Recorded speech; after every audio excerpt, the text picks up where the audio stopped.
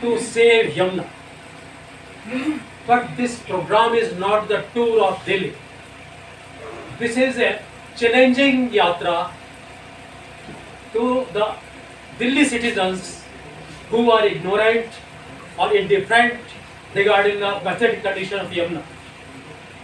We have seen the political parties, as Adarniya Jawaharji give an account of the political parties also. The political parties are just fighting each other to take credit of that work which has not been done since last many years.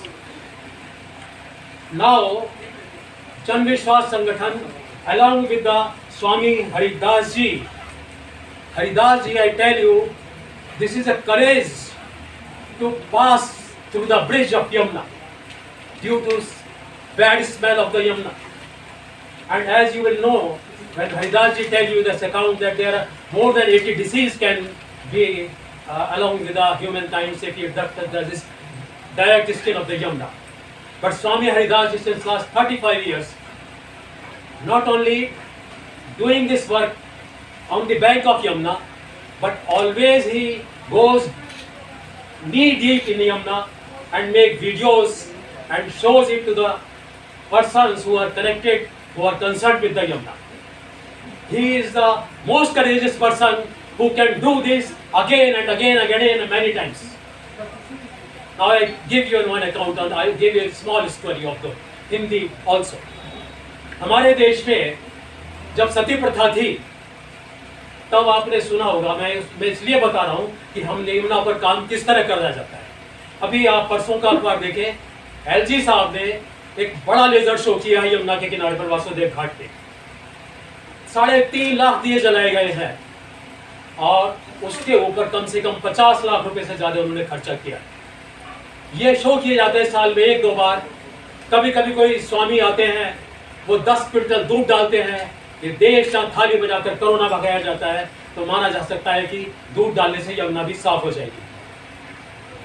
और ये सब जो काम किए जाते हैं, बार बार laser show किए जाते हैं, कभी मीडिया में इवेंट किए जाते हैं, वो किस लिए किए जाते हैं उसका उदाहरण एक मैं देना चाहता हूँ।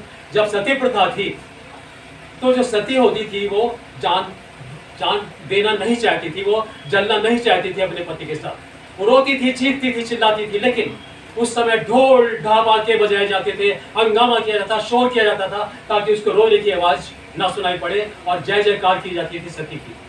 ऐसा ही जनता को सती किया जाता है हर बार, ऐसे शो करके, ऐसे ड्रामे करके, और जनता सती होती रहती है और ये लोग अपना कहते रहते हैं हमने बड़ा काम कर दिया है यमुना को साफ करने के लिए, लेकिन ऐसा कभी होता नहीं।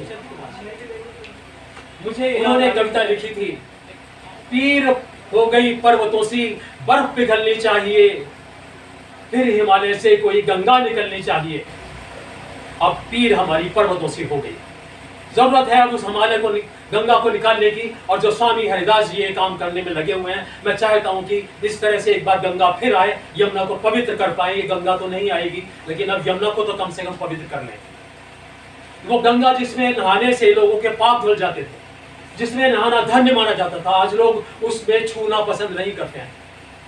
बड़ी असहनीय स्थिति हो गई है यमुना की हमारी।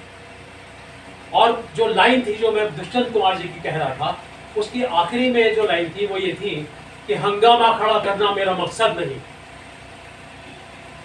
मैं उस लाइन को थोड़ा सा बदल कर अपने अब आज के परिप्रेक्ष्य में कहना चाहता हूं, हंगामा खड़ा कर रहूंगा मैं, कोई उलझन सुलझती क्यों नहीं। जो आग मेरे सीने में है तेरे सीने में सुलगती क्यों नहीं।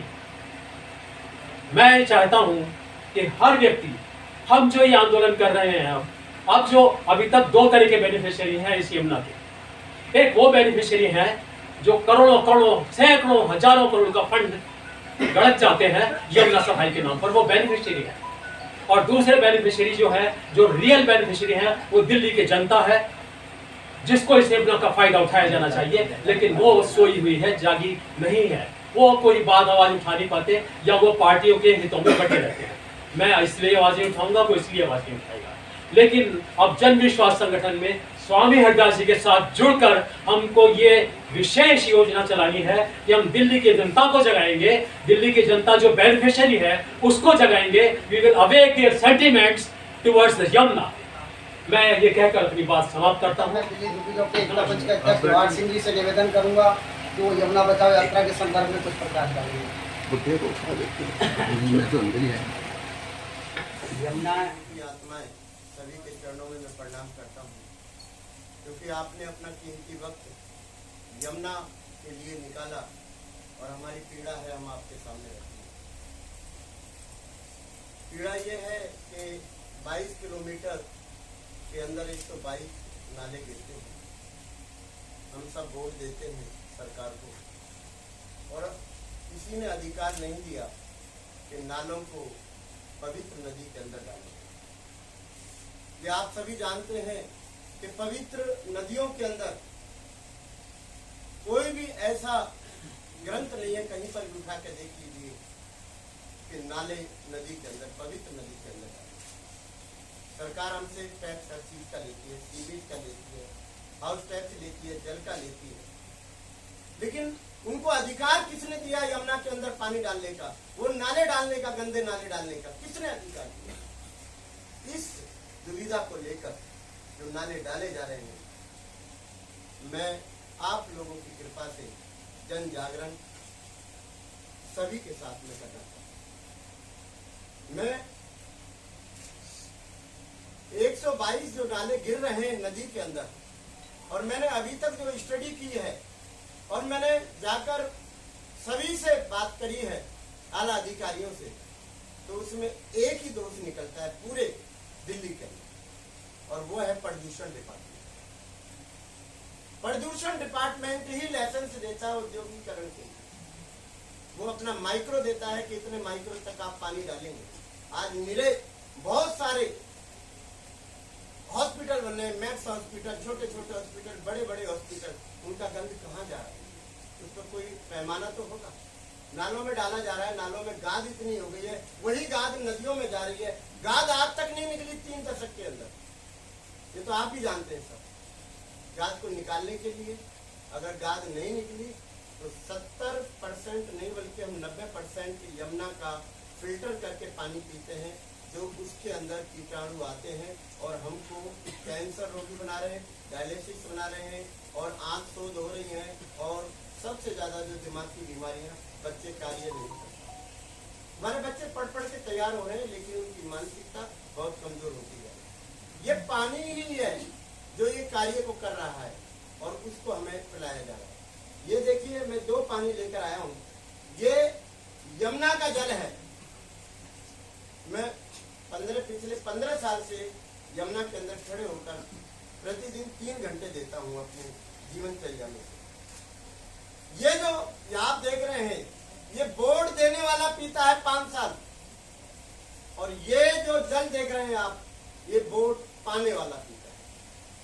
हम इस यात्रा को दोनों को एक करने के लिए कि जो जल हम पी रहे हैं वो जल आपको भी पीना पड़ेगा। जन जागरण के लिए हम निकल रहे हैं। मुझे आप सबका साथ चाहिए। मेरी यात्रा बेशक कितनी भी कठिन हो, मुझे कोई भी यातना आए, लेकिन मुझे इतना मालूम है कि आप चौथे स्तंभ के सब मेरे साथ में हैं, और मैं चाहूंगा कि आपसे मैं भीख मांग रहा हूं यमुना के लिए कि आप लोगों के द्वारा ही यमुना का उद्धार हो सकता है। जन जागरण की जरूरत है।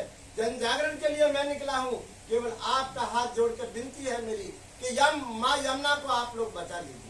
आपकी कलम में इतनी ताकत है कि आप चाहो तो 24 घंटे के अंदर ये यमुना साफ हो सकती है। जब G20 24 घंटे में दिल्ली सुधर सकती है दूसरे देशों को दिखाने के लिए, तो क्या हमारी यमुना जो हम पानी पी रहे हैं, क्या वो सुधर नहीं सकती? नाले कोई ज्यादा बड़ी समस्या नहीं है। नालों को फिल्टर करने के लिए बहुत सी मशीनें हैं। केवल हमारी यही डिमांड रहेगी कि यमुना में जितने भी नाले गिर रहे हैं उनको फिल्टर करके डाला जाए, नहीं तो आने वाली फरवरी के अंदर हम लोग नालों को बंद करने के लिए आंदोलन करेंगे। ये आप लोगों के सहयोग के द्वारा होगा। मेरा प्रयास है, बस मैं यही प्रार्थना करूंगा कि आप लोग मेरा साथ दीजिए। और बहुत धन्यवाद, आप सब आए। मेरा मन बहुत प्रसन्न हुआ कि आप लोगों ने मेरा साथ दिया। यही कामना है। थोड़ा आगे आ जाए, वो भी इस मिशन पर कार्य कर रहे हैं, काफी लंबे समय से हमारे साथ जुड़े हुए।